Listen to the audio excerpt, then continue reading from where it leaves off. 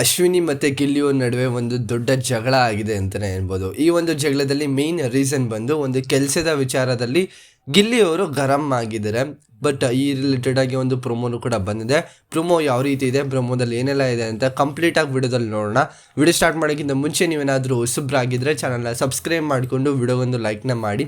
ಅದೇ ಥರ ಇವಾಗ ಮೇಯ್ನ್ ವಿಷಯಕ್ಕೆ ಬರ್ತೀನಿ. ನೆನ್ನೆ ಎಪಿಸೋಡಲ್ಲಿ ಎಲಿಮಿನೇಷನ್ ಆಯಿತು, ಮೊನ್ನೆ ಎಪಿಸೋಡಲ್ಲಿ ಎಲಿಮಿನೇಷನ್ ಆಯಿತು. ಆ ಒಂದು ಎಲಿಮಿನೇಷನ್ ಆದಮೇಲೆ ಒಂದು ವಿಷಯನೂ ಕೂಡ ನಡೆಯುತ್ತೆ, ಅದೇ ಜಗಳ. ಅದು ಒಂದು ಮೇಯ್ನ್ ಕಾರಣ ಬಂದು ಒಂದು ಕೆಲಸದ ರಿಲೇಟೆಡ್ ಆಗಿ. ಇವಾಗ ಕ್ಯಾಪ್ಟನ್ ಆಗಿ ಗಿಲ್ಲಿಯವರು ಇದ್ದಾರೆ ಅಲ್ವಾ, ಗಿಲ್ಲಿಯವರು ಎಲ್ಲ ಕೆಲಸನೂ ಮಾಡಿಸ್ಬೇಕಾಗಿರುತ್ತೆ. ಆ ಒಂದು ವಿಷಯದಲ್ಲಿ ಅಶ್ವಿನಿಯವ್ರ ಹತ್ರ ಇವಾಗ ಕಿಚನ್ ಕ್ಲೀನ್ ಮಾಡೋದಕ್ಕೆ ಹೇಳುವಾಗ ಅಲ್ಲಿ ಒಂದು ಸ್ವಲ್ಪ ಜಗಳ ಆಗುತ್ತೆ ಅಂತಲೇ ಅನ್ಬೋದು. ಅಲ್ಲಿ ಗಿಲ್ಲಿಯವರು ಒಂದು ಕಿಚನ್ ಕ್ಲೀನ್ ಮಾಡಾದ್ಮೇಲೆ ನೀವು ಫ್ರೀ ಆಗಿರ್ಬೋದು ಅಂತ ಅಶ್ವಿನಿ ಅವ್ರಿಗೆ ಹೇಳಿದಾಗ ಅಲ್ಲಿ ಅವರು ಆಗಲ್ಲ, ಬೆಳಗ್ಗೆಗೆ ಮಾಡ್ತೀನಿ, ಹಾಗಂತ ನಾನು ಮಾಡ್ದಂತೆ ಇರಲ್ಲ, ಬೆಳಗ್ಗೆಗೆ ಮಾಡ್ತೀನಿ ಅಂತ ಹೇಳಿದಾಗ ಅಲ್ಲಿ ಒಂದು ಸ್ವಲ್ಪ ಗಿಲ್ಲಿಯವರು ಟ್ರಿಗರ್ ಆಗ್ತಾರೆ. ಏನಕ್ಕೆ ಅಂತ ಕೇಳಿದಾಗ ಒಂದು ಸ್ವಲ್ಪ ಸುಸ್ತಾಗಿದೆ ಅಂತ ಅಂದಾಗ ಏನಾದರೂ ಇದು ಆರೆ ತೊಗೊಂಡು ಏನಾದರೂ ಕೆಲಸ ಮಾಡೋಕ್ಕೆ ಹೋಗಿದ್ದೀರಾ ಅಂತ, ಅಂದರೆ ಬೇರೆ ಥರ ಏನಾದ್ರು ಫಿಸಿಕಲ್ ಟಾಸ್ಕ್ ಏನಾದ್ರು ಕೊಟ್ಟು ಫಿಸಿಕಲ್ ಆಗಿ ಏನಾದ್ರು ವರ್ಕ್ ಮಾಡಿದ್ರೆ ಸುಸ್ತಾಗೋದಕ್ಕೆ ಇವಾಗಲೇ ಕ್ಲೀನ್ ಮಾಡಿ, ಇಲ್ಲಾಂದರೆ ನಾನು ನಿಮ್ಮನ್ನ ಇರಿಟೇಟ್ ಮಾಡ್ತೀನಿ, ಅಂದರೆ ನಿಮಗೆ ಮಲ್ಕೊಳ್ಳೋದಕ್ಕೆ ಬಿಡಲ್ಲ ಅಂತ ಅಲ್ಲಿ ಗಿಲ್ಲಿಯವರು ಹೇಳ್ತಾರೆ. ಅದಾದಮೇಲೆ ಒಂದು ದೊಡ್ಡ ಜಗಳನೇ ಆಗುತ್ತೆ. ಅಂದರೆ ನಾನೇನಿಗೆ ಮಾಡಬೇಕು ಇವಾಗ, ನನ್ನ ಕೆಲ ಆಗಲ್ಲ, ನನಗೆ ಸುಸ್ತಾಗಿದೆ ಅಂತ ಅಲ್ಲಿ ಅಶ್ವಿನಿಯವರು ಹೇಳ್ತಾ ಬರ್ತಾರೆ. ಬಟ್ ಗಿಲ್ಲಿಯವರು ಕೇಳೋದಿಲ್ಲ. ಮೇಯ್ನಾಗಿ ಎಲ್ಲರಿಗೂ ಒಂದು ಸ್ವಲ್ಪ ಶಾಕಿಂಗ್ ಅಂತ ಅನ್ಸೋದು, ಗಿಲ್ಲಿಯವರೇ ಕೆಲಸ ಮಾಡಲ್ಲ ಅಂಥದ್ರಲ್ಲಿ ಬೇರೆಯವ್ರಿಗೆ ಕೆಲಸ ಮಾಡಿಸ್ತಿದ್ದಾರೆ ಅಂತ. ಇವಾಗ ಪರ್ಟಿಕ್ಯುಲರ್ ಆಗಿ ಅವ್ರಿಗೆ ಒಂದು ಪೊಸಿಷನ್ ಬಂದಿದೆ. ಆ ಒಂದು ಪೊಸಿಷನ್ ಬಂದಾದ್ಮೇಲೆ ಅರ್ಥ ಆಗೋದು ಯಾವ ವ್ಯಾಲ್ಯೂ ಇರುತ್ತೆ, ಯಾವ ಕೆಲಸಕ್ಕೆ ಏನೇನೆಲ್ಲ ವ್ಯಾಲ್ಯೂ ಇರುತ್ತೆ ಅಂತ. ಅದು ಇವಾಗ ಗಿಲ್ಲಿಯವ್ರಿಗೆ ಅರ್ಥ ಆಗಿದೆ ಅಂತಲೇ ಹೇಳ್ಬೋದು. ಇವಾಗ ಕ್ಯಾಪ್ಟನ್ ಆಗಿ ಬಂದಿದ್ದಾರೆ ಅಂತ ಅಂದರೆ ಎಲ್ಲರ ಹತ್ರನೂ ಕೆಲಸ ಮಾಡಿಸ್ಲೇಬೇಕು. ಮಾಡಿಸ್ಲಿಲ್ಲ ಅಂದ್ರೂ ಕೂಡ ಡಿಲೇ ಆಗಿ ಒಂದು ಸ್ವಲ್ಪ ಕ್ಲೀನ್ಲೆಸ್ ಆಗಿಬಿಡುತ್ತೆ ಮನೆ.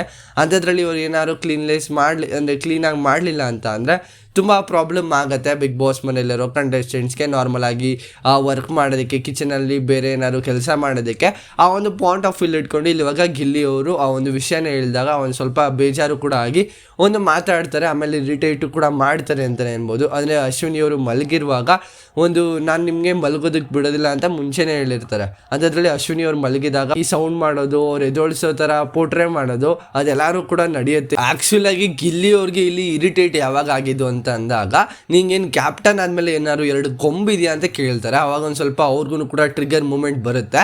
ನೀನು ಕ್ಯಾಪ್ಟನ್ ಆಗಮ್ಮ, ಅವಾಗ ನಿನ್ಗೆ ಗೊತ್ತಾಗುತ್ತೆ ಕ್ಯಾಪ್ಟನ್ ವ್ಯಾಲ್ಯೂ ಯಾವ ರೀತಿ ಅಂತ. ಫಸ್ಟ್ ಆಫ್ ಆಲ್ ಇಬ್ರದ್ದು ತಪ್ಪಿದೆ. ಫಸ್ಟ್ ಎಲ್ಲ ಗಿಲ್ಲಿಯವರು ಕೆಲಸನೇ ಮಾಡ್ತಾ ಇರಲಿಲ್ಲ ಬಿಗ್ ಬಾಸ್ ಮನೆಯಲ್ಲಿ. ಇವಾಗ ಅಶ್ವಿನಿಯವರು ಕೆಲಸ ಮಾಡ್ತಿಲ್ಲ, ಒಂದು ಸ್ವಲ್ಪ ಸುಸ್ತಾಗಿದೆ, ಬೆಳಗ್ಗೆ ಮಾಡ್ತೀನಿ ಅಂತ ಹೇಳ್ತಾರೆ. ಆಮೇಲೆ ನೀನು ತಾನು ಅಂತ ವಿಷಯಗಳು ಬರುತ್ತೆ. ನೀನು ತಾನು ಅಂತ ಮಾತಾಡಬೇಡ, ಅದು ಯಾರಿಗೆ ಹೇಳ್ತಾ ಇದೆಯಾ ಅಂತಲೂ ಕೂಡ ಅಶ್ವಿನಿಯವರು ಕೇಳ್ತಾರೆ. ಅಂದರೆ ನೀನು ತಾನು ಅಂತ ಯಾರಿಗೆ ಕರೀತಾ ಇದೆಯಾ, ಏನು ಕ್ಯಾಪ್ಟನ್ ಆಗಿರೋದ್ರಿಂದ 2 ಕೊಂಬಿದೆಯಾ ಅಂತ ಅಂದಾಗ, ಇಲ್ಲ ನೀನು ತಾನು ಅಂತ ನಾನು ಹಂಗೆ ಮಾತಾಡೋದು, ನಾನು ಮಾಡಲ್ಲ ಅಂತ ಅಶ್ವಿನಿಯವರು ಅಲ್ಲಿಂದ ಹೊರಡ್ತಾರೆ. ಅಂದರೆ ಅದು ಜಗಳ ಆಗಿದ್ದು ನಾರ್ಮಲ್ ಆಗಿ ವಾಶ್ರೂಮ್ ಹತ್ರ ಅವರು ವಾಶಪ್ ಮಾಡ್ತಾ ಇರ್ತಾರೆ, ಫೇಸ್ ವಾಶ್ ಮಾಡುವಾಗ ಆ ಥರ ಒಂದು ವಿಷಯ ಆಗುತ್ತೆ. ಆಮೇಲೆ ಅಲ್ಲಿ ಹೋಗಿ ಮಲಗಿದಾಗ ಅಶ್ವಿನಿಯವರು ಅಲ್ಲಿ ಒಂದು ಸೌಂಡ್ನ ಮಾಡಿಕೊಂಡು ಅವರು ಎದೊಳ್ಸೋಕ್ಕೆ ಗಿಲ್ಲಿಯವರು ಟ್ರೈ ಮಾಡ್ತಾರೆ. ಇದು ಮೇಯ್ನಾಗಿ ಒಂದು ಪ್ರೊಮೋದಲ್ಲಿದೆ. ಈ ಒಂದು ವಿಷಯದಲ್ಲಿ ನೋಡ್ತಾ ಇದ್ರೆ ಇಬ್ಬರದ್ದು ಕೂಡ ತಪ್ಪಿದೆ. ಏನಕ್ಕೆ ಅಂದರೆ ಮುಂಚೆ ಎಲ್ಲ ಗಿಲ್ಲಿಯವರು ಕೆಲಸ ಮಾಡ್ತಾ ಇರಲಿಲ್ಲ, ಬಟ್ ಇವಾಗ ವ್ಯಾಲ್ಯೂ ಗೊತ್ತಾಗಿದೆ. ಕ್ಯಾಪ್ಟನ್ಸಿ ಟಾಸ್ಕ್ ಅಂದರೆ ಕ್ಯಾಪ್ಟನ್ ಆಗಿರೋದ ಮೇಲೆ ಆ ಒಂದು ಪೊಸಿಷನ್ಗೆ ವ್ಯಾಲ್ಯೂ ಬಂದಿದೆ. ಆವಾಗ ಅರ್ಥ ಆಗುತ್ತೆ.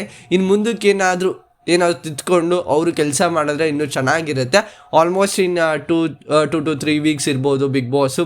ಆಮೇಲೆ ಎಂಡಪ್ ಆಗುತ್ತೆ. ಅದರಲ್ಲಿ 2 ವಾರ ಫಿನಾಲೆ ಟಿಕೆಟ್ ಫಿನಾಲೆ ಇರುತ್ತೆ, ಒಂದಷ್ಟು ಈವೆಂಟ್ಸ್ ಇರುತ್ತೆ. ಅದೆಲ್ಲನೂ ಕೂಡ ಬಿಗ್ ಬಾಸ್ ಅವರು ನಡೆಸ್ಕೊಳ್ತಾರೆ. ಬಟ್ ಈ ಒಂದು ಪ್ರೊಮೋ ನೋಡಾದ್ಮೇಲೆ ನಿಮ್ಗೇನು ಅನಿಸ್ತು, ಯಾರ್ದು ತಪ್ಪು ಯಾರ್ದು ಸರಿ ಅಂತ ಕಮೆಂಟ್ ಸೆಕ್ಷನಲ್ಲಿ ಮರೆಯದೆ ಕಮೆಂಟ್ ಮಾಡಿ. ಇದಿಷ್ಟು ಒಂದು ವಿಡಿಯೋ. ಈ ವಿಡಿಯೋ ನಿಮಗೆ ಇಷ್ಟ ಆಗಿದ್ದರೆ ದಯವಿಟ್ಟು ಒಂದು ಲೈಕು, ಶೇರು, ಕಮೆಂಟು, ಸಬ್ಸ್ಕ್ರೈಬ್ ಮಾಡ್ಕೋದಂತ ನೋಡ್ತಿದ್ರೆ ದಯವಿಟ್ಟು ಸಬ್ಸ್ಕ್ರೈಬ್ ಮಾಡ್ಕೊಂಡು ಸಪೋರ್ಟ್ ಮಾಡಿ ಅಂತ ಹೇಳ್ತಾ ನೆಕ್ಸ್ಟ್ ವಿಡಿಯೋ ಸಿಗೋಣ. ಬಾಯ್, ಥ್ಯಾಂಕ್ ಯು, ನಮಸ್ಕಾರ.